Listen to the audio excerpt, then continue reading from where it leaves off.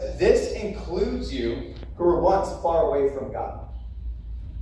You were his enemies, separated from him by your evil thoughts and actions. Yet now he has reconciled you to himself through the death of Christ in his physical body. And as a result, he brought you into his own presence, and you are holy and blameless as you stand before him without a single fault. But you must continue to believe this truth and stand firmly in it.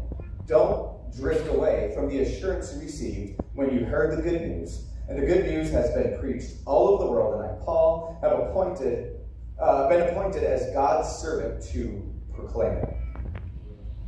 I read that a lot, but I'm going to break that down. I read through the whole thing, I'm going to break it down. Verse 21 says that you were his enemies, separated from him by your evil thoughts and actions. Here's the thing that we need to point out. Paul isn't sugarcoating anything here.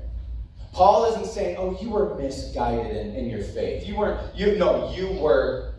not misguided. Basically what he is saying is that you were enemies of God.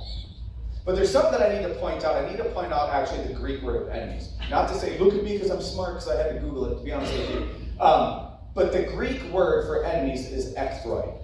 And the reason why I tell you that is because the English word enemy and the Greek word ecthroi actually mean a little bit of a different thing. So that word is a little bit different because when you look at the word enemy, a lot of times it's just talking about being misguided or opposed to something. But you look at ecthroi, and it's actually an active rebellion.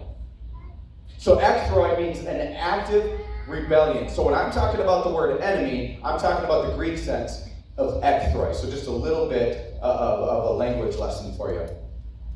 But let me ask you a question. Have you guys ever been in a fight that you didn't know you were in? Raise your hand if that is you. Have you ever been in a fight that you didn't know you were in?